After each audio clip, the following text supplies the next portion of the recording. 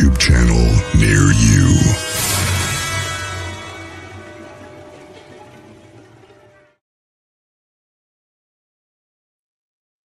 Hello, everybody, on a Friday night. Welcome to YouTubers, podcasters, and anybody who's joining us tonight or listens thereafter. Thank you very much for joining us. First, let's get the muddy part out of the way. Everybody knows, or for the most part, a lot of people know Justin Decker, part of the Bigfoot Outlaw family, with his recent health issues. His shoulder to lean on during his process, Jennifer McDaniels, unfortunately has been hospitalized. I don't know much more than that, but please, everybody, keep Jennifer McDaniels and Justin in your prayers. So prayers to them. And with that, let's say hi to everybody who's kind enough to join me on a Friday night. We are in for part 2 of how Bigfoot, cryptids in general, we don't want to isolate, cryptids in general could be Nephilim related. So let's say hello to Amy. Hey. Lenny, good evening, fellow enthusiast. If you guys see me looking out on my phone, it's because I'm typing to you in my chat. So then that way, don't think I got the latest, I don't even know what sports playing, you know. But anyway, I'm paying attention to you guys, not my phone. So thank you again. It's a Friday night. I know you guys have things you could be doing, but I am so glad that you're here with us, because last week was a cliffhanger. David really put something special together through his research over the years, and last week he laid the foundation for it. Oh, let's see, Lenny, Brian Barber. Good to see you, my friend. You have a package from me coming to you. Please let me know when you receive it. If you don't receive it in a week, please let me know. Oh, thank you, Lenny. Oh, that's right. We talked about that. Thank you, Lenny. I will let you know. So I haven't checked the mail in the last couple of days, but. And yeah, I know, Amy, right? Like, Justin didn't have enough problems, and then his, I believe, wife, you know, and its support system, it's horrible. So there's definitely people going through some rough times right now. You know, I had my surgery for the whole cancer thing, and you know, when I think I got rough times, it seems like, oh, somebody's always got something worse. So I am blessed to have the life I do have and what health I do have, because it could be worse. And with that, you know, we got Halloween coming up. So we're going to try to think of some really spooky suggestions. If you guys have anything that you would like to cover, you know, hit me up in the DMs, hit me up in the comments on the YouTube, you know, leaving comments on the live really helps get this thing out and around. So if you guys can make sure to hit the like button, make a comment, subscribe. And if you're not doing that, WTFD, what the frick you doing? So with that, why don't we get part 2 from the man himself, Mr. David Walker. David. Oh, where's your audio?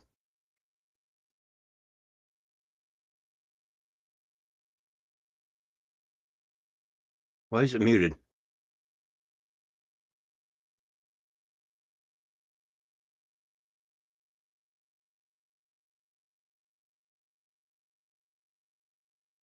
Oh, we got you muted for some.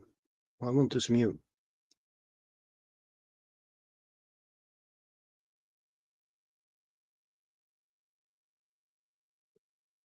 Let's. You're muted. Can you hit the mute button on your phone?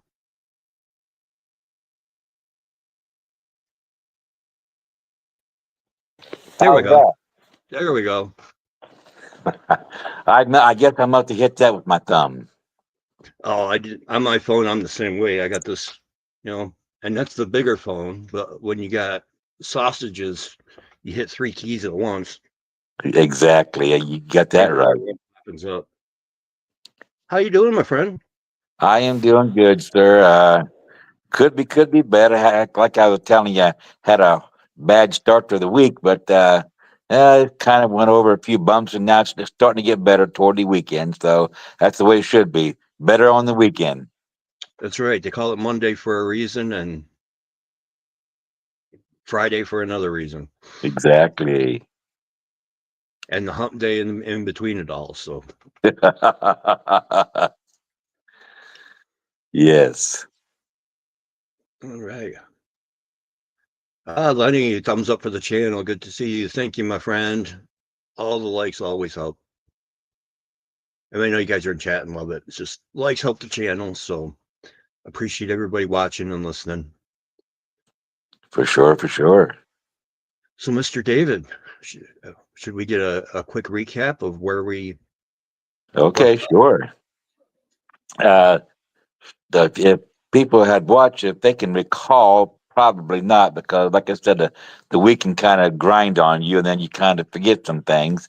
But the last time, as Brian had just said, we laid the foundation for this thing, talking about how the cryptids have, eventually come on the stage. Actually, they've been here for a long time, and I had one of my co-authors to the book there. He said, "Well, you don't really want to bring in religion with this thing because people they're gonna look at you and they're gonna laugh and they're gonna say, how in the world you come up with that and all that kind of stuff." What he didn't realize was I knew the Bible just a little bit better than he did, and I'm not saying that to boast. I'm saying that the information that I knew grounded and actually, you know, put forth that particular belief that they possibly could have come from maybe like the giants of old that the Genesis book talks about, and not all of them giants were just smooth skins. Some of them were pretty hairy, and then to top all that off, we found out last week that some of or that they crossbred the animals. So in crossbreeding the animals, there was all kind of different, monsters and ghouls and goblins and shapes and sizes that came out of that, and some of them I would imagine very hairy. You got the half the horseman. I think they called them the centaurs, if I'm not mistaken, where it's a half man, half horse. You got the bull, half man, and of course we all know about the dog man, half dog, part man, and even some refer to them as a werewolf. I kind of think that the werewolf, in my opinion, may be more of a kind of like a skinwalker type of a being, where it is half man and half wolf, but it's like they can change even from a man over to a wolf. And when that particular thing happens, we all heard of Werewolf of London, and a lot of wolves and half man, half dog man. We hear about them from Egypt. I think they call them, if I'm not mistaken, Anubis. Anubis is that dog man thing with the pointed ears from Egypt, who's supposed to be the one that helps them in the afterlife get from the afterlife over to the judge, so the judge can either pronounce a good verdict on them, a good afterlife, or if they were really bad, according to the judge, and what he sees about how they lived their life, well, he might have a bad afterlife. And I don't know what all that encompasses for Egyptians, but I know what encompasses for Christians. Yeah. But I don't know exactly about. I'm not really up on all my Egyptology. And matter of fact, when I started the book, I wasn't up on the mythology. So I really had a lot of studying to do. But the more I studied this particular subject, the more entrenched I became and understood that I think I got a pretty good idea where these creatures came from when you really get back into it.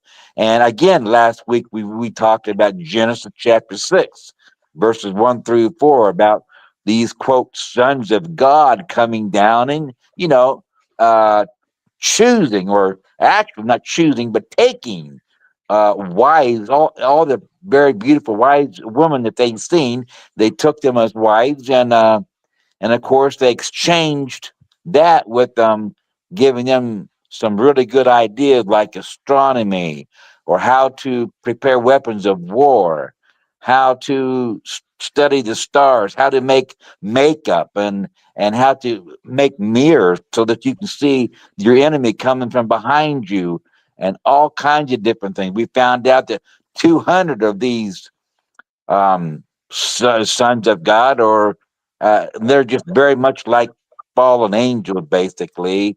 Um, when they seen the beautiful woman, they just didn't say, "Oh, they are very beautiful." No, they, just like us men today, they lusted after these women so much so that they were willing to disrobe themselves from their heavenly vesture or habitation. The book of Jude says that, and they left that and they joined themselves. Uh, I don't know if they transformed into a being that could actually mate with a woman, because angels in their particular heavenly state are actually spirit beings, and spirit beings, I would imagine, cannot really mate with flesh, because it's two different things. You're talking spirit and flesh. That's two different things in the Bible. And I would imagine heavenly creatures is the same thing.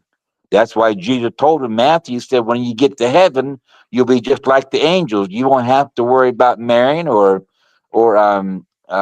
intercourse per se, to make different species, make more of your own kind, because that'll basically be the end of that. There won't be no need for it. However, there will be people still on the earth at that time that will be doing that, but resurrected saints are a different, um, kind of like a different species, because they will be more rulers, rulers over the earth, than they will actually living on the earth. Like some of the people that will live through the millennium will just live on into that have actually accepted Christ at that time. Will just live right on into the new existence of the third world, or the planet that will never ever be destroyed, because it will be ruled by Jesus Christ. It will be ruled by God. Now we're really getting into eschatology when we start talking about that, but that's where I'm going to stop, and I want to revert back, and I want to pick up on the end of my story. Uh, right now, before I start with the end of my story, and I lead into how these cryptids may have spawned from these Nephilim beings or sons of God. Does anybody have any questions that they want to ask me up to this particular point? Lenny had a comment. It said, "Thank you, Mr. Walker, for coming forward and for your attention to this most important subject." Yeah, no problem. It's a subject that I love.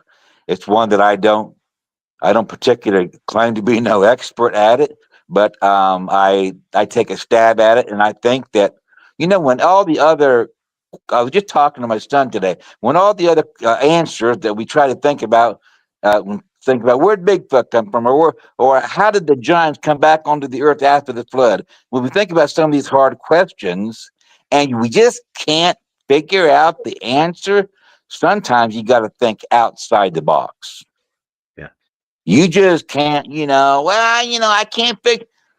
Okay, well, there is an answer. There has to be an answer. So let's see what we can do to figure out the answer. And sometimes you're like, oh, well, what about aliens? Are they from here, or are they from out there on the many planets and stars and galaxies that we got out there? Now, there's a question you're going to have a lot of different opinions on. So, in order to answer that, I step out of the box. And when I say step out of the box, I actually have proof that by me stepping out of the box, by other people. I'm not the only one that thinks like I do. So I provide references, I provide footnotes in my book that corroborate, if that's the exact word I should use, that kind of prove, or in a certain way prove, that what I'm saying is actually true. Yeah. If that makes any Amy. sense. Yeah, Amy has a question. So she wants to know, did I get this wrong? Or in your opinion, sons of God equals fallen angels? Exactly. She's right on the money. Yes. And tell her that there are other different beliefs about that. One main one is that the sons of God may have been just regular human beings. However, that doesn't really fit the mold through the rest of the Bible. That's just one person's, not one person. That's just a few people's opinion because they don't like the angel viewpoint. It just doesn't fit. Angel can't have sex. Well, that is true. As we begin to talk about that, that is true to a certain extent. But these angels had the supernatural ability to metamorphosize, if you want, if that's even a word. They had the ability to change their regular form to another form to be able to mate. And I know that's, and I can't tell you exactly how they did that, but if they're supernatural, if these sons of God are the original creation of God, then they had that power to be able to do that. Yeah. Think Superman when he went into that chamber and put that little chip in, or whatever, or emblem or star thing, and he was and started that thing up. It changed his outward form um, to something that was able to be steel or hard or eternal or supernatural, I guess is the word is a good word to use there. And then in like sense, he went back into the chamber, and the people that were trying to destroy him, changed him back into a mortal person, where he took his powers away. So, I kind of liken it to that, as an analogy, to help everybody understand how maybe that took place with the angels. It could have taken place like that, or maybe they were able to actually, uh, make themselves into different forms of a being, to be more human like and more physical, if I could use that terminology, more physical, to be able to do the have the intercourse. Okay. And God, let me come up for air here a little bit. Like I said, if there's some questions that pop up and you want to throw them at me, or if I'm really going on a good stringent, just let me go, and then I have to ask a few questions later. You got it. I don't know if I'm being too serious or what, but it's a subject that, like I said, we can have fun with this, but most of the time, when you're trying to connect the dots like I am, for a while you really got to be kind of serious, and you got to look at what's on the table to be able to, or and put the pieces together to form that puzzle, that everybody can see and say, okay, I see how these dots connect. And that's all we're doing, is attempting to connect the dots. And again, whatever I say, what I've written in my book, it's not set in stone. It's not 100% ironclad. It's more, let me say, food for thought. Yeah. So your viewers can have their own opinion, and trust me, there's a lot of different opinions out there than what I have. But what I like about my book is that I offer different suggestions, and offer different opinions and questions for people to answer. And when you answer the question the way that I got it stated, you'll be moving right along the same plane that I am on. And what I like about it is that it comes out to two or three different um, theories that make more sense about where these things have originated from, and they all stem from the supernatural door. People don't like to hear that. Oh, no, no, no, no. Well, that's again, that's anybody's opinion. I'm not going to fault somebody for believing that aliens came from, planets way out there, trillions of miles, light years away.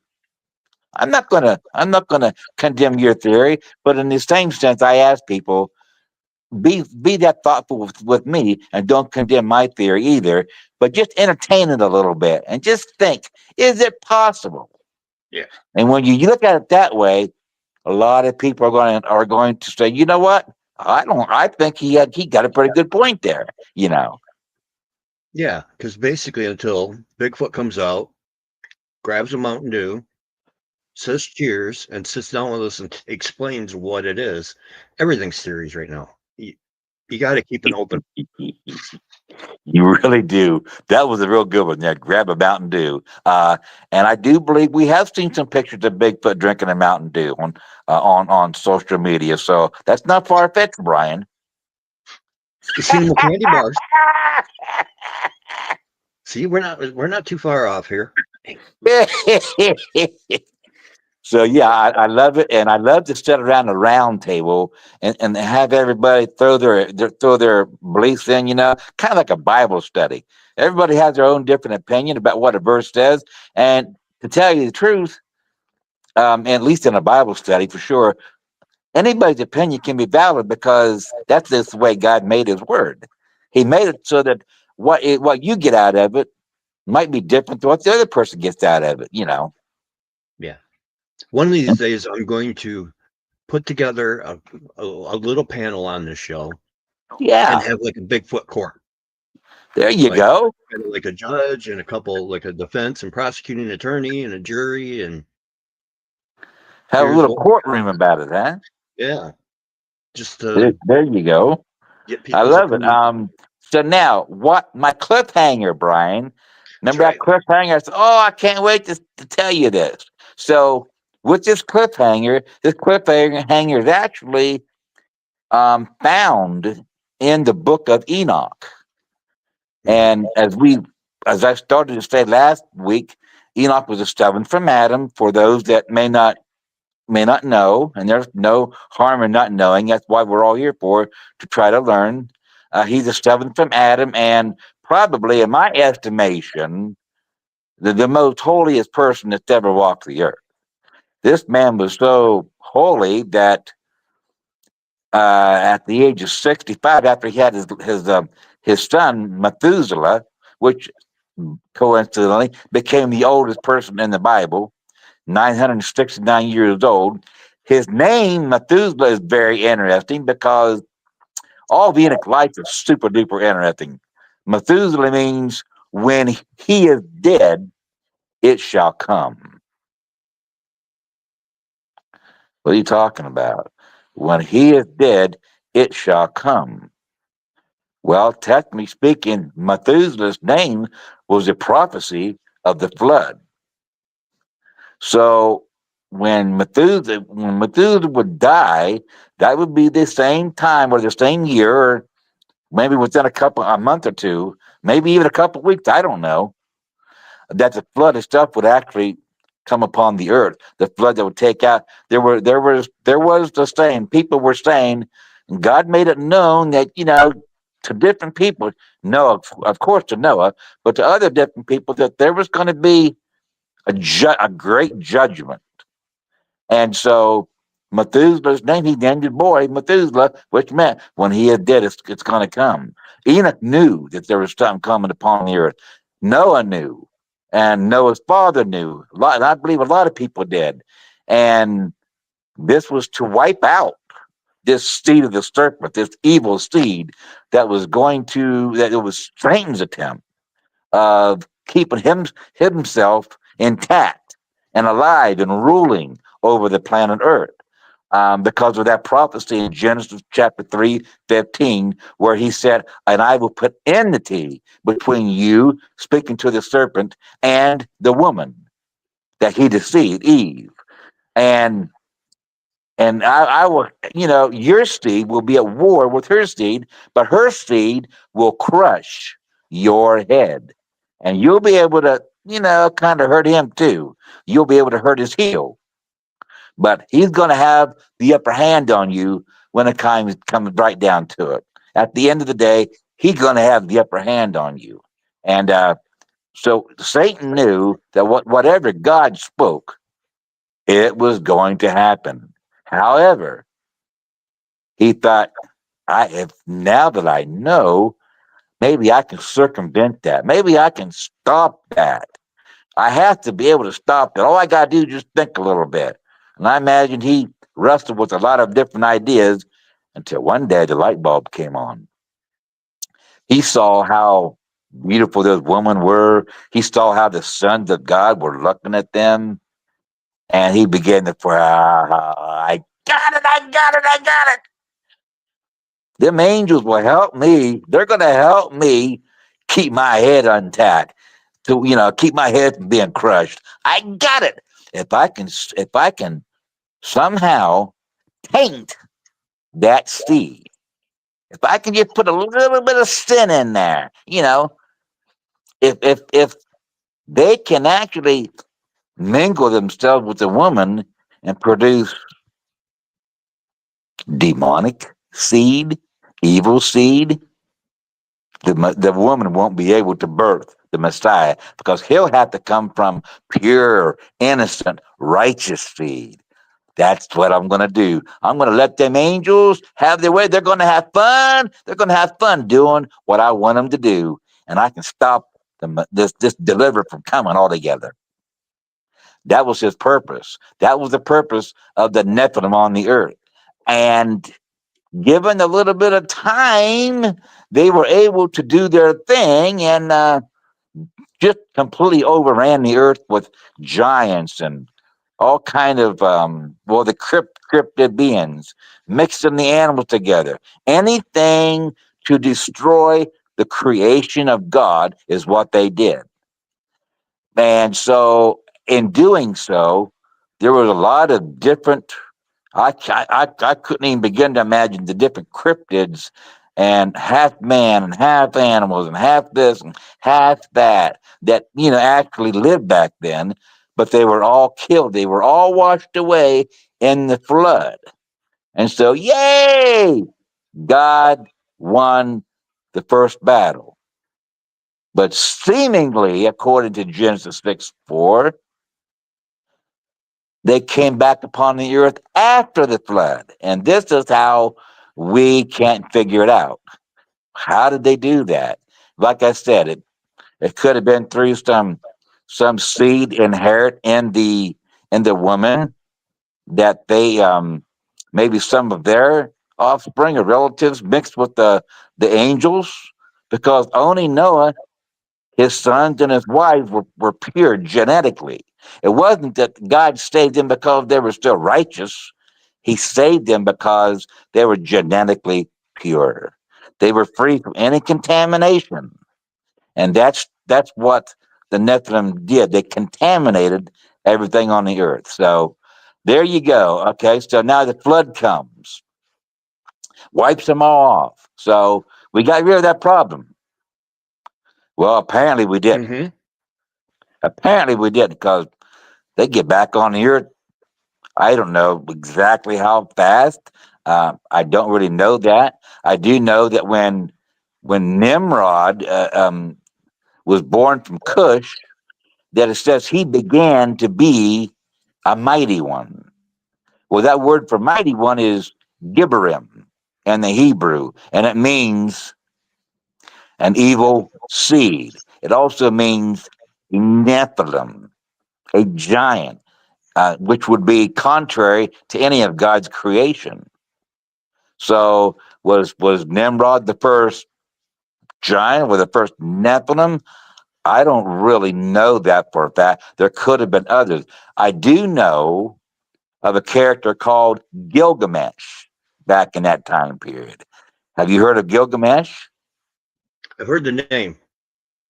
I have heard the name. I do not know exactly who he is. Yeah, he may be, according to information we've gathered, he may be the same as Nimrod himself. Because of the Tower of Babel and God changing the languages, a lot of different people were saying different things about the same guy. They were calling him different names depending on what tongue you had.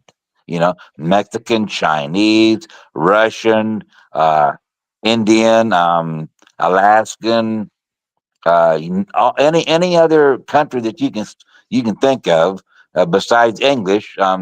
There were a lot of different people calling people the same person a little bit differently, but they were referring to the same person. Um, so anyhow, this Gilgamesh guy, he actually looked like a giant himself. They claim that he was between 17 and 18 foot tall. Well, you say, well, how you know that? Well, because they actually carved a real life figure of this guy.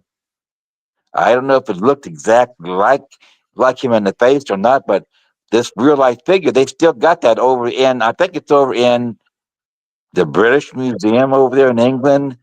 And and it has him in his left hand. He's holding a cat, just like you or I would stand there and hold a kitty cat. He's holding a lion in his left hand. Well, I say a cat. I meant a wild cat. It's a lion. He was holding a lion in his left hand, just like nothing.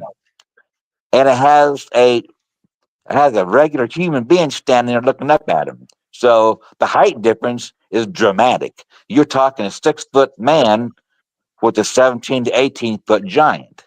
And the Sumerian records indicated that he was very tall, very valiant, very thick in the shoulders. So to be the first king after the flood, he definitely looked like it for sure. And they said he ruled with a really heavy hand. Now, what's interesting about this, now hold on to your horses, everybody, is that the gods said, it's not right for him to rule over them people with an iron hand, iron fist. He's really being cruel, mean. We got to create something to take him down a peg or two. So they created this man, or not man. I'm sorry. They created a wild man, very hairy. And when he was first spotted, it was reported to Gilgamesh that there's a wild beast that looks kind of like a man. He walks on 2 feet. Gilgamesh says, well, I'm going to find out if he's a man or not. If he's a man, I'm going to send the temple prostitute out there. We're going to see if she can have sex with this thing. And if she does, then I'll know he's actually a man. If not, well, then he's some type of an animal, and we're just going to have to keep him away. So, long story short, the prostitute goes out there, and this beast comes up there and puts his hand down, and drinks water just like a man would drink water, and he eventually, to make a long story short, they end up having sex. He finds her attractive. I don't know what she thought about him, but he looked like almost an animal walking on. Just sound to me like, and then correct me if I'm wrong, it sounded like it could have looked like something like a Bigfoot. Whether it was or not, I probably not. Probably it was more mannish than a Bigfoot, but at the time that she spotted and that the other trapper spotted it, it would just appear almost like a Bigfoot walking around. You say, that's kind of a wild story. Well, we also got the same type of thing walking around today. Yeah, we call them Bigfoot, Sasquatch. But if you look on the Solomon Islands, they've reported people that look more mannish, but yet they're completely covered in hair. And these are 12-foot beings. Some are 12, some are 15 foot, and some are 20 foot. And you say, well, that's just hearsay. No, it's not. They actually took a picture of 15. No, I'm sorry.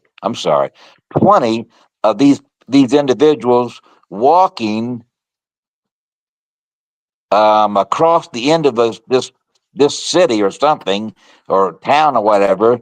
They were there recording an event, and with cameras and what you call it, the film production cameras, like a movie, and they were recording what was happening there. And then right in the back of that, here come these 20, 15-foot giants that were all covered in hair, just looked real hairy. And the giants, they walked right past that as they were filming. So the next day in the newspaper, guess who made the front pages? Those giants, those hairy giants, made the front pages of the newspaper. And it didn't get over to Western civilization for 3 or 4 years after the particular thing happened. But in the Solomon Islands, specifically, I think that place is called Guadalcanal, if I'm pronouncing it right, where they had a siege back here. Um, Long story short, there's underground passageways underneath this island, and the islanders they know that they know they don't think nothing about it. They don't think these beings are any different than what we would think of a giant bear walking around if it walked around on 2 feet. They know they exist. They don't have any belief there. They already know. They know it. So anyhow, yes, could these things have originated from Gilgamesh's friend Enkidu? Most certainly, because according to the Epic of Gilgamesh, which a lot of people think that that's just as good, if not even more true than the Bible. Some people really, scholars or whatever, think that that's more true than the Bible. But what they don't realize is, even though they don't believe in the flood, the Epic of Gilgamesh talks about the flood, and it talks about it just like it was common knowledge. It said, yeah, when the flood came, like we would know how the 4th of July. We know what the 4th of July means. We know, about our country and the birth of our country. They just talk about like it's common. That they don't think it's no big thing. But yet scholars today and especially the evolutionists, oh, there was never a flood. Well, that's easy to say 4,000 years from the fact. But what if you were living back then? Common knowledge. See what I'm saying? Yeah. So could the Bigfoot come from Enkidu too? That's a possibility, but that wasn't my cliffhanger. My cliffhanger is just right here. In that book of Enoch that I was telling everybody about, on page yeah, I'm telling you guys what page it's on. If you had the book, you could find it on page. It's in here 3 or 4 times, but I know where it's at on 379. I got one more page here, and I'll read it to you. Okay, here we go. Now, I was talking to you about Gilgamesh, and I said Sumerian records indicate Gilgamesh may have stood. Well, I already gave you that information. Here, let's get to the Book of Enoch. And what about the information provided in the Book of Enoch saying that the fairies were fallen angels who were loyal to Lucifer, Satan? Apparently, after some great heavenly conflict, they were cast out of heaven and sent to hell by God. However, God spared the fairies in mid descent and condemned them to live on the earth instead. The fairies that fell to earth would become dwarfs, ghosts, and evil spirits. Those who fell into the forest would become wood spirits and wild men. Bigfoot, maybe. And those who fell into lakes and rivers will become water spirits. I put although this information is derived from ancient sources, if true, it would explain a lot of cryptid sightings and paranormal phenomena that people have witnessed before. That's my cliffhanger for you. If this information in the book of Enoch is true, Well, I'm telling you, it explains almost all this stuff that we're talking about today. Water spirits, and things, monsters in the water, Loch Ness perhaps, and they think there's something in the ocean that's big, and they've even gave it a name. They think it may be the Leviathan of the Bible stirring. So some of these things that the Bible has talked about, and even mythology too, some of these creatures are actually coming to life today. And you say, well, that's just an opinion, It doesn't, the Lord himself, he doesn't say that or anything. Yes, he did. A little known passage in Luke 21, verse 11, where Jesus was talking about the signs that would take place right before he came back on his second coming. He said that there would be earthquakes in diverse places and fearful sights and great signs from the heaven. The word for fearful sights is a Greek word called phobotron. And do you know what phobotron means in the Greek? No. It's the only place it's used in the Bible. It means vividly 100% monsters. And who hasn't actually seen one of these cryptids, the Bigfoot, dog man, or Mothman, or even a frog man they got out there, or a creature that has a lot of long hair they call Momo over there in the west of the Mississippi River. They call him Momo. Um, who hasn't seen one of these monsters and were afraid, very fearful, scared the witch out of them? It's like you or I driving down the road and picture that creature from what's that called now? Jeepers Creepers, where he Oh, yeah. jumps on your window of the vehicle and looks at you and frothing from his mouth and all that saliva, and he's just ready to tear a hole in that window and reach his head in there and just eat you alive. Who wouldn't get afraid and fearful and panic when you see something like one of these creatures? Remember what he said? Jesus said, fearful sights and great signs from the heaven. What do we see from the heaven today? We see all kinds of different things. And one thing I can think of mostly is the UFOs. We see UFOs flying around. Where do you think's coming from? Oh, the real smart, intelligent man says, yeah. They come from outer space, all them planets and galaxies out there. Even my son told me that tonight. He goes, Dad, I'm really starting to get into that UFO phenomenon. I said, you are. And he doesn't like getting into the Bigfoot stuff and all this supernatural stuff because he said, if I know it's true, I know it's real, but if I leave it alone, it'll leave me alone. Well, I said, that may have been true maybe back in the day, but now it may not be true. They are going to be looking for you. The people that go in the woods walking around looking for Bigfoot, researching for Bigfoot, they end up finding them before they find the actual cryptids. They know where you are. They know how to find you. You may not exactly know how or where to look for them, but all you got to do, you go out there, you sit in the woods long enough, they'll find you. Now you'll be like, I wish I wouldn't have went out there now. Yeah, they're there and they will find you. So Jesus did talk about monsters that would come around at the end of the age. And there's also a place where I have a chapter in my book called about the Nephilim will be returning again. And say, well, yeah, because he said, as it was in the days of Noah, so shall it be also in the days of the coming of the Son of Man. Well, there's also another place, I just had I got a circle here.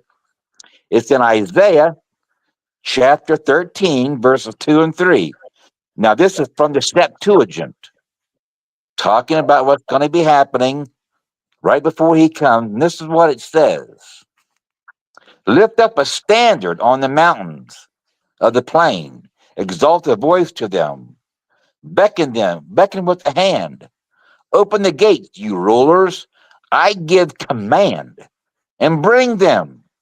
Giants are coming to fulfill my wrath, rejoicing at the same time and insulting. Now, the Septuagint was the same Old Testament version that Jesus and the apostles used during his day. So, based upon that, it is a very accurate rendition of the Holy Scriptures. So, here it's saying that giants, God is saying through the prophet, that giants will be coming in that latter day to come on the earth and to fulfill God's wrath during probably close to this time right now that we're at. And he's only pouring out his wrath not to, you know, kill people right now or defeat them or make them afraid. He's pouring out his wrath so that people will turn to him right now. He want that, and that's his ultimate goal. Is not his goal for anybody to be lost or to go to a devil's hell, but to be saved and go to heaven. So he's letting them know by giving them these road signs that we're very close to his coming. And that's what he wants people to see. Got to come up for air on that one, Brian. Well, yeah, I mean, that's a lot to digest, but at the same time, Does it you know, make sense? Does it make any sense? it makes sense why it seems like sightings are on the rise. Not only is it more people in the woods, but population's probably on the rise. Because Cliff Barackman, was famous for the line that it takes three things for a report, and that's a Bigfoot, a person, and a person willing to report it. And for some reason, those people willing to report are going up. So Yes, when Brian, I always said that for every person that reports a Bigfoot, there are probably, and correct me if you think I'm wrong, there are probably 5 to 8 others that you never hear about.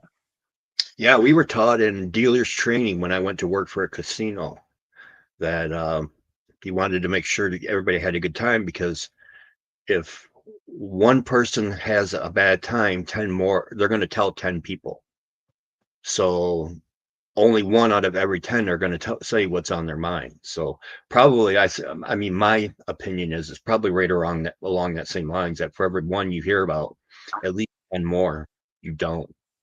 Oh, yeah. So if you take that into consideration, and you've heard thousands of Bigfoot reports all over this world, Mm-hmm. what about the one that no one will say a word about because they know they don't want anybody to ridicule them or make fun of them? So, how many of those go by unreported? Yeah, and the other one I think about a lot too is for these people that are remote and maybe can't even get out. How many are happening? Maybe there's might even be a higher rate of encounters that we just don't hear about because they're so remote. Exactly, exactly. Um, and that goes the same thing with that UFO sightings too. And I want to touch on that UFO sighting, but before I do, I want to go ahead and talk about. I say my book's titled "Supernatural Cryptid: Return of the Nephilim." Now, I had a woman at a convention say to me, I like your book and everything, but I don't agree with your theory that the Bigfoot and them are Nephilim. I don't think that they're the Nephilim. I said, ma'am, I think you really misunderstood me. I said, I am definitely not saying that they are the Nephilim. I'm just saying that I believe they're related to that particular supernatural spectrum or world. Maybe they live in a parallel universe, just kind of out of the visual plane of our eyesight. And she's like, "Oh, I didn't know that more or less what you was. Yeah, I said I'm not saying they are. I said now they could be. I said I'm not saying that they're not. They very well could be a form of part of the Nephilim. But there's human giants too. Look at the one that came out of the cave in Kandahar, Afghanistan, and he speared that soldier. They were looking for platoon, a whole platoon that went missing. And then as they're up there looking for that, they come upon this cave, and out of this cave roars just red haired, what, 12, 15-foot giant somewhere along in there. I don't know the exact height, but big enough that he was way bigger than they were. And he would have overcame them had they not had all that firepower they had. Yep. And so he apparently, according to this story, a helicopter came along not shortly after that, and they loaded this giant up and took off. And I know that because I guess I heard the interview of the actual guy that flew the helicopter. And they changed his voice, of course, with the modulator so that you couldn't tell his exact voice. And he told the story. He said, yeah, man, I stepped that chopper down. Them boys tied that, or, got that thing all tied up. And they somehow they got it in the back of the copter. They gave me the thumbs up, and I lifted her up and took him out of there. And he said, I'm not at liberty to say where I took it. I knew exactly where I took it, but he said, if I said that, they'd be coming after me. Yeah. And he said they still might come after me for even telling the story. So, the tin hat foil people, well, they wanted to confirm the story, so they went to the Pentagon and asked them, and Pentagon says, we have no record of anything like that taking place. And they said, well, of course, that's exactly what people are going to tell you if they don't want the story to get out. They're not going to admit to it. No, you see, you always got to be careful when you know people. Have on good information from someone that was part of the organization for them searching. So that, it was, unless he's yanking my leg, it happened. I really believe I have a friend that served over there in Afghanistan. Now, he wasn't with the group that, seen this giant or anything or fought it, but he did talk to one that was in that group. And they told him the same exact story that I found when I was doing my research. They told him the same exact story. So, are they lying or are they telling the truth? But everybody wants them to think that they're lying. So, and again, it's your choice. It's my choice to believe it or not to believe it. It's up to us. But my always thing is, but what if it is true? And what if there are giants over there in Afghanistan and over in that particular area that are just waiting, biding their time for whenever the Lord actually says, go. Or the Church of Jesus Christ is taken up and there's no Holy Spirit to restrain the restrainer.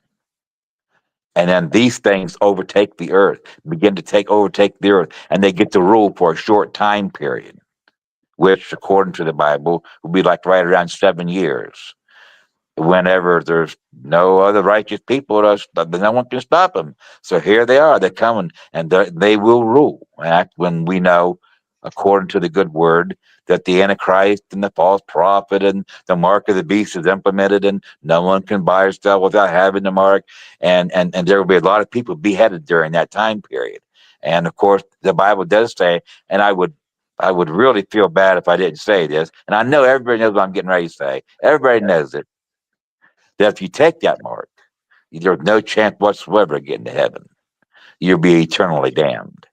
And so, obviously, good advice, good spiritual, sound advice would be it's a whole lot better to be killed in this earth, in this world, then to take that mark and be eternally damned forever. Yep, that's I I hate to joke, but at the same time, it's kind of not a joke when I'm out and doing something. Well, or I go someplace like Bigfoot. Well, aren't you afraid you're going to get unalived by a Bigfoot? I'm like, well, if it does, I'm going to a better place because I believe so. It's not that bad. Right. Being a researcher is not. It's not as easy as what a lot of people make it out to be. It's a very tough job, and especially when you go out to places and just paranormal activity takes place there. You know that you just very well may see some big footprints there, and you just may very well be in the presence of one of these 9, 10, 12, 15-foot hairy giants that, if they so chose to, could take you out in a few seconds. Oh yeah, Probably faster than that. So you if would you never really know. believe that these things exist, you're putting yourself in grave danger by going out there. Yeah, So what would you do? Let me just throw this question out to you, and maybe your audience too. What would you do if you came face to face with a dog man? me, a dog man. Dog man terrify What me. would you? How would you act? What would you do to attempt to save yourself? It's a very good question. What would you do? Would you? Most people would take off and run, try to get away from that thing. Would that be what you would do? Nope. First I would say poop, then I would do it in my pants, and then try to back away from there slowly. Keep it in front of me. I'm sorry, but the way you said that, I I'm couldn't being help but honest. I would need a crack change a little on. bit of a smile there. Yes. What you do is you move very, very slowly. As a matter of fact, try to fool that thing into thinking that you never even seen it to begin with. Yeah. Because if you look at it and you look that thing in the eye, he's gonna know you've seen him. So if you're looking and you see this thing and has ears, don't stand there and start staring at it. You don't know. Just turn your head, look down at the ground, bend down and act like you're picking something up. Act like you didn't never saw it. Yep. And that's what my co-author had done, Richard McCann. That's what he had done several times. And he said, I swear, Dave, that's the only thing I think that saved me from getting eaten alive is he didn't think that I really actually saw him because I wouldn't look him in the eye. So when you do that, you just move slow. Whatever you do, don't take off and run because I guarantee you he can run about 10 to 15 times faster than you can. Yep. And And he'll think in his little pea brain that you're either trying to get away from him, or you're playing a game. You're playing a game, and you're wanting to see who can run the fastest. Well, he's going to show you who can run the fastest. He's also going to show you who can eat the fastest. yeah. And again, recall the story of the LBL eating them campers. And somehow the one guy named Roger slipped away, was able to escape. He was a little boy at that time, was able to escape. If the story is true and valid. And from all the sources that I've heard and read about, it is true and valid. I even talked to a man that watched a group of campers being torn apart. Well, he didn't watch them. He talked to a man that was there on this site that watched him. And this was this man's deathbed confession. He called him in, and well, I'll tell you who he was. The man that told my buddy this. My buddy's name was Jody Cook. How many of you have ever heard of Jody Cook? Yep. So yeah, this man on his deathbed told Jody what happened when he seen this one. Now this wasn't the same incident as LBL. This was in LBL, but it wasn't the same incident. There's another different incident that happened, and he's waving this guy in the boat. He's waving at them, saying, he's saying, "What's that behind you?" Well, they thought he was just waving at them to say hi. So they're standing there with this dog man standing right behind them, and they're waving at the man in the boat, thinking he's waving at us. Hi, hi. And the dog man's standing about 10 feet behind him. Needless to say, about 3 or 5 seconds later, the dog man stepped forward and just mutilated him. There was 3 or 4 of them, I believe, was there. If I got the number right. Yeah, he just mutilated him, just tore him apart. And the guy was so shaken in the boat. He was so traumatized.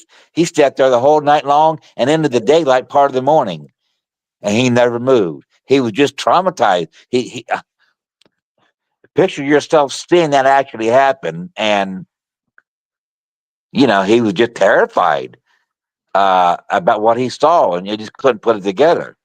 And so he never told anybody about it until he told Jody on his deathbed. Now, Amy asked a good question, and it's the same thing I was thinking. Now, this confession, was this at LBL, Land Between the Lakes, or was this in a different location? Do you know? It was not at the same location as the massacre, but it was still in the LBL at another different location. I never realized, I'm going to get chatting here a little bit, but I never realized. Go ahead. I never realized what a hot debated topic that LBL incident was. It's like, man, you bring it up and people are like Republican and Democrats. It is Everybody has their opinion, don't they? Yep. Oh, yeah. And it's like, I'm afraid to even bring it up with people when, because I do a couple sideshows with a member of the NAPD, the North American Dogman Project. Yes. And man, I have been lit up over a couple comments, just that, well, I don't know. I'm not sure because I haven't really looked into it that much. But I'm not saying I didn't. I'm just not saying I looked into it. I'm not even, and man, my butt got a whole lot smaller from all the chewing that happened off of that one. Like, whoo. Yes. Yes.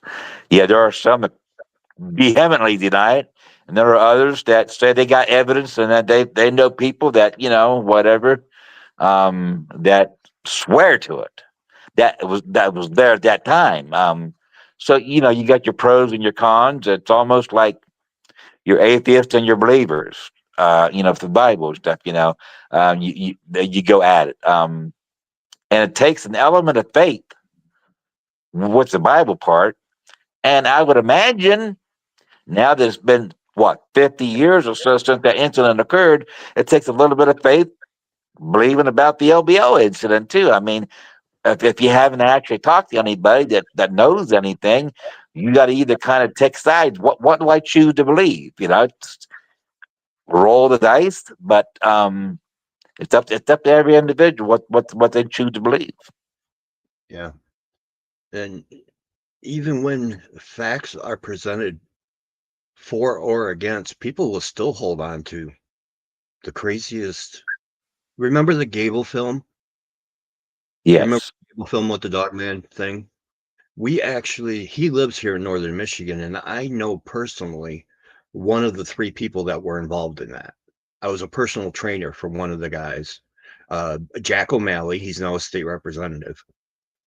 And when Monster Quest came to town, he told me, yeah, we had to come out on a few things. And he says, but make sure you watch it because you'll find it interesting. And the guy who created that film came forward to Monster Quest, because he never presented that thing as a lie. He always tried to just put the song "The Legend" over by Chris Cook.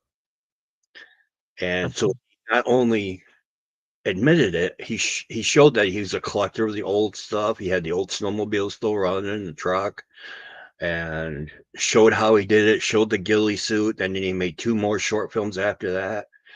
we had people lighting up the comments that said that he's lying. The government got to him, and he's just taking credit for it, but he didn't really. And it's like, wait, how much more facts do you need? Because he's still got the ghillie suit. And he even recreated it. It's like, oh yeah, yeah. Oh yeah, I know what you're talking about now. I got you. Yeah. The guy committed the whole thing. Yeah, the whole thing. And people still say, no, that was real. Yep, the government. No, the government got to him, and he's taking credit for it because so he don't get in trouble for having the real film. He took credit and said it was a hoax. It's like, no, Yeah. the guy lives like a half hour from me. It reminds me of the Patterson Gimli incident, and people saying that oh, that was the guy in the suit, and some of the I guess the creators of the Planet of the Apes said, yeah, the technology was around back then. Matter of fact, the Patterson actually knew some of the people that worked on the Planet of the Apes set. And then one of them even said that, yeah, he talked to Patterson, and they talked about it. And he said he as much as admitted that they gave him a suit, and and somebody wore that suit. He said he as much admitted to it.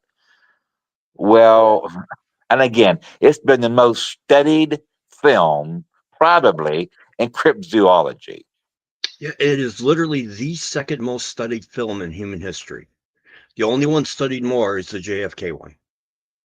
Okay, well, that makes sense. In history, the Patterson Gimlin film is number 2. Well, I tell you what, I don't know how much you know about it, but I had heard that the actual guy that was the first one, he had the actual film, and he was able to take it to his house, and I can't remember the guy's name now, but I can remember the interview. And from the way he talked and everything he said about it, he said, look, there is no way anybody could have had a costume and made it exactly like that suit. That's number one. It's number two, for somebody to walk like that Bigfoot did, he said there's no way. He said it's not humanly possible to do it. And they even put some guy in there and they had him attempt to do it. He couldn't even come close. So he said either somebody knew the anatomy of how that thing should walk, or that was the real thing. Yeah. And the other thing people think they forget to talk about is the amount of tracks they found, and that the professional tracking team cast the tracks. It had the dermal ridges, and not only that, but whatever made them made such a deep track that it had to be over 700 pounds. So how many people you know that are that tall to begin with, and that are, I mean, we're talking maybe Andre the Giant. Yeah, and he couldn't move like that. I don't know how much the man weighed. Maybe he did weigh 500-600 pounds, but I don't think that. And I'm almost 100% positive. Almost 100% positive. It was not him. No, he wasn't. I mean, he was alive in 1967, but when that film was, it's like there's no way. I don't believe it was him at all. If you look at Andre during the Hulk Hogan, remember that little bit? He was 500 pounds then.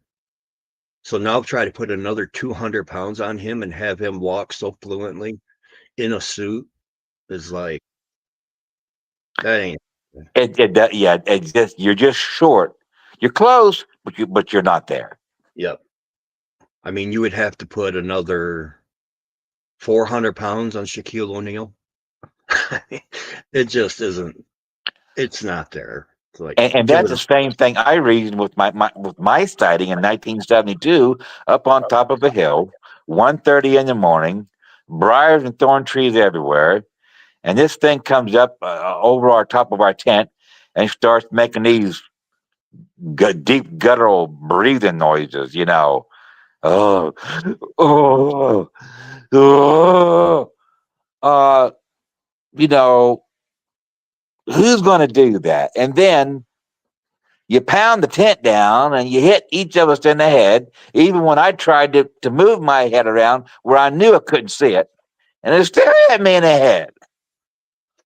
So 1:30 in the morning, and then you unzip your tent like the fool that I was, and you jump up and you try to scare this 8 foot tall.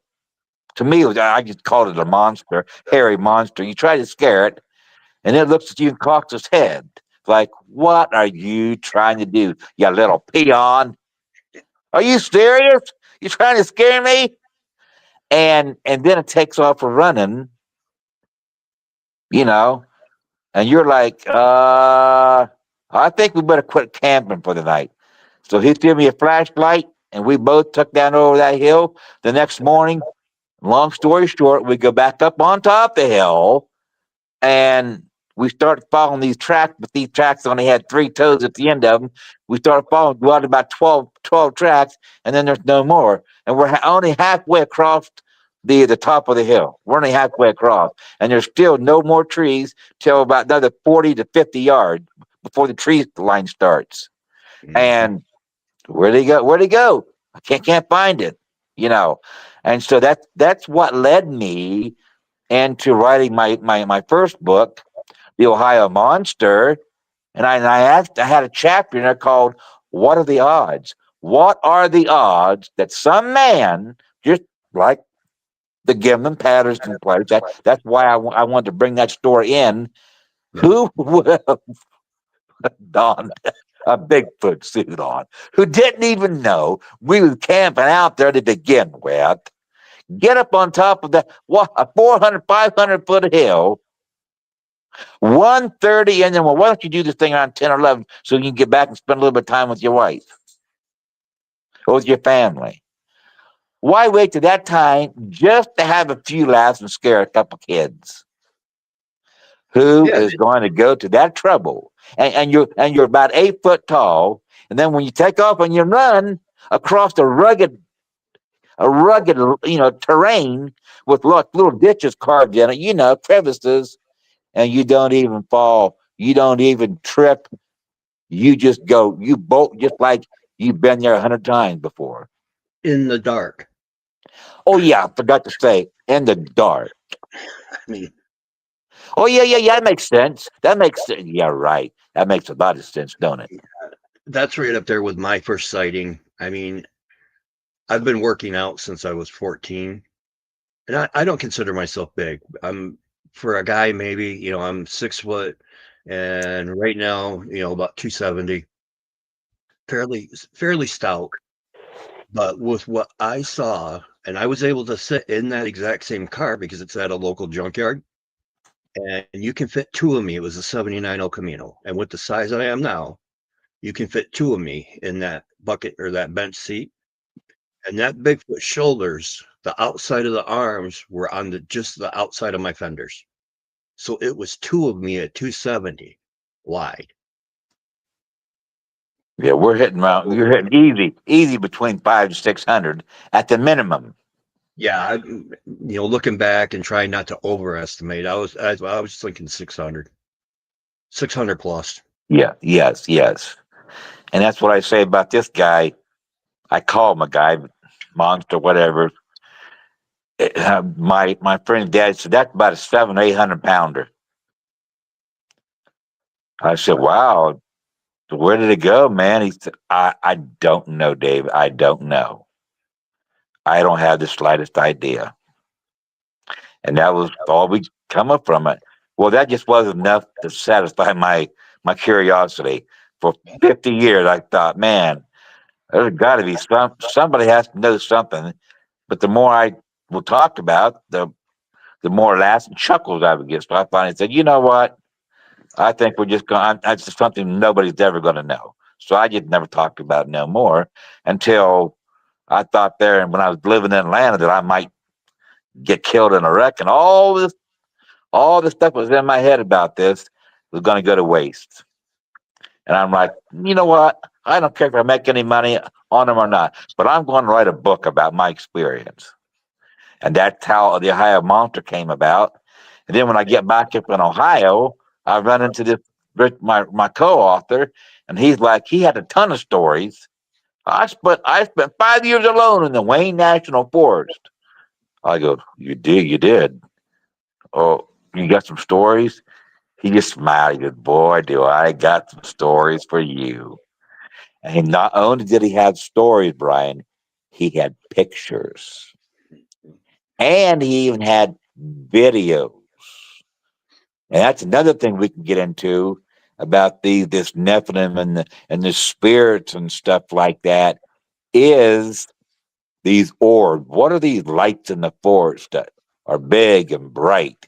What are them things? Are they just like, did they come off of a street light somewhere? Is it somebody's flashlight that's going in and out?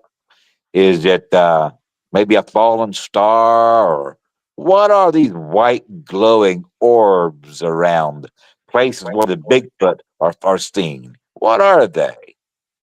Yeah. Well, I'll tell you what, if you're up for it, I know we ran a little long tonight, so I didn't mean to do that, but what do you think about coming back for part 3 and picking up where we left off here? Now I think that would just be perfect. Yeah, that sounds good to me. So I'm excited. I'm excited already. yeah, me too. We'll get into the meat and potatoes of this. We'll get into some what some of these creatures that Rich seen in the Wayne National Forest look like. We'll get into what fairies look like. We'll get an actual video that was taken of a fairy, what they look like, and where they're seen at. They've even been seen in the mounds of Ohio, like the ones in the Octagon Mound and the other mound in North Ohio, and the Serpent Mound. They've been seen on that, on top of these mounds, and these orbs are also been seen there.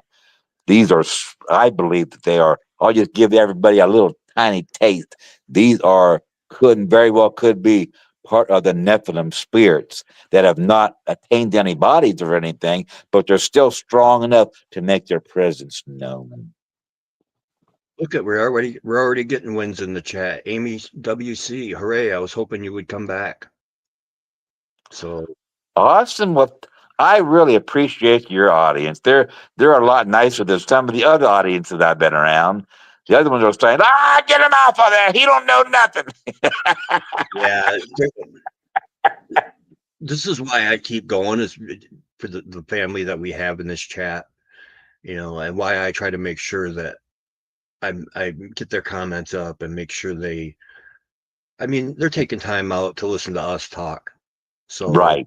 I try to keep them engaged, and it's a great family, and that's what they are, is really kind of an internet family for us. So, and if I'm on an hour, Brian, the next time, take 15, 20 minutes, instead of me rattle on or which I could. But instead of me do that, put up some of the people's questions and their comments and things that they think, their theories, and we can listen to them too. So I'm not saying I don't know everything. It's just something that I've done. I put a lot of thought into it, but I don't know it. I don't know it all. Yeah, I always put are you watching on your phone or are you watching on a computer?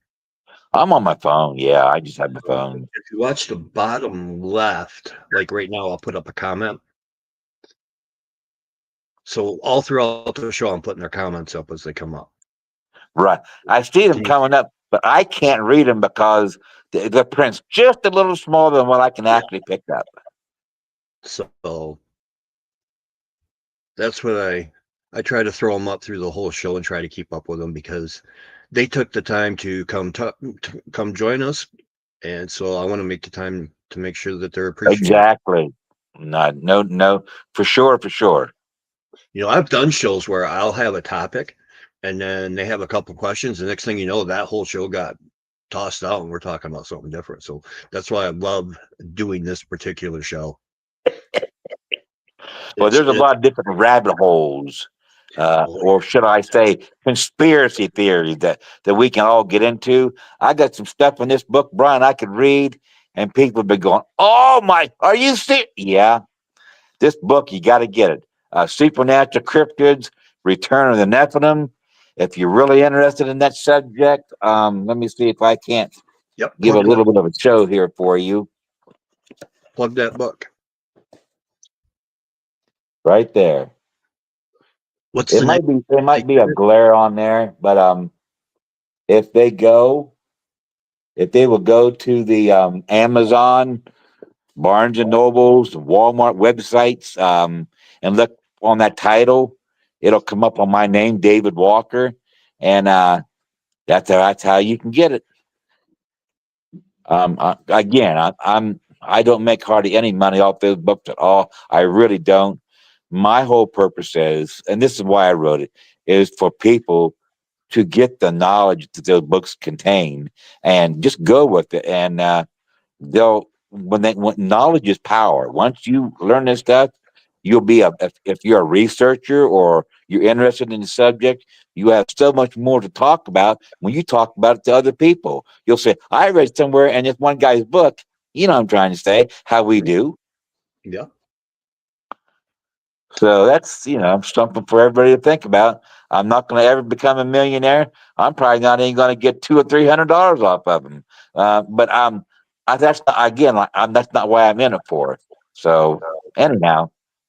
No, that's like when I came out, long story short, when I came out about what is likely to happen when you habituate these things and you stop, there's going to be problems. And that was why I finally came out.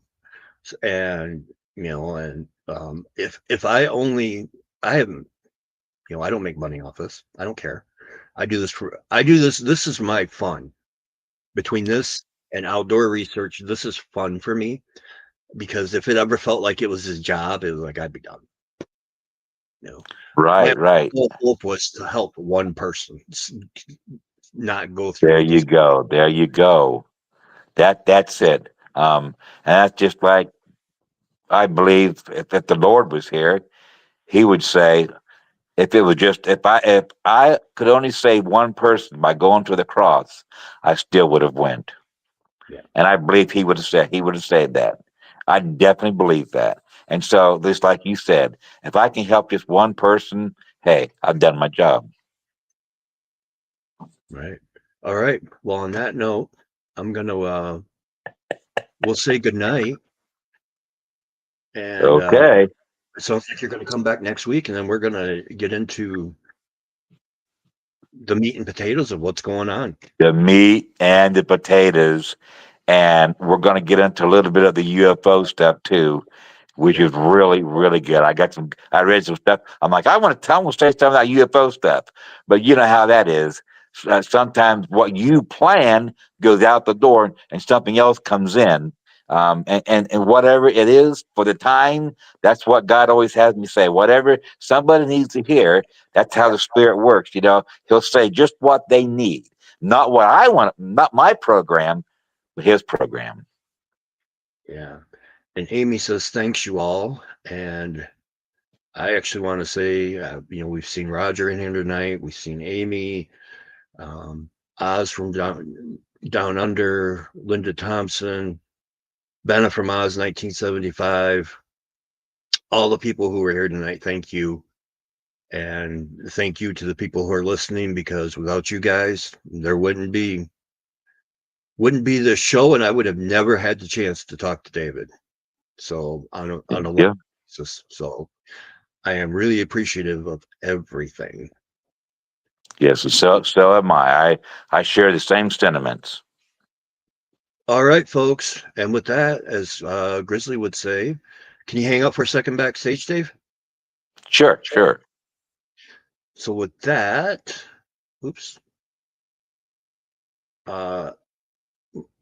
Everybody, please, you guys have been great. Thank you so much. You guys really showed David some love, and so much so that he's actually willing to come back. So then I think we're going to have a real good time where we start. We've got the foundation laid. We got the house. Now we're going to start decorating everything with all the little details. So again, prayers for Justin and Jennifer, and thank you all. And from coast to coast and around the world, everybody have a wonderful evening, and David and I will officially see you next week to talk orbs, mounts, some UFOs, and whatever. I mean, I don't even say rabbit holes because there's plenty of rabbit holes, but we're getting into the Swiss cheese where there's a lot more holes to go through. So, love and appreciate you all. Amy's one last comment makes a lot of sense in parts of where I'm headed, and it fits nicely into where I'm headed on things. All right, Amy, we'll see if we can all keep staying on the same page. So you guys have a wonderful evening, and we will see you next week.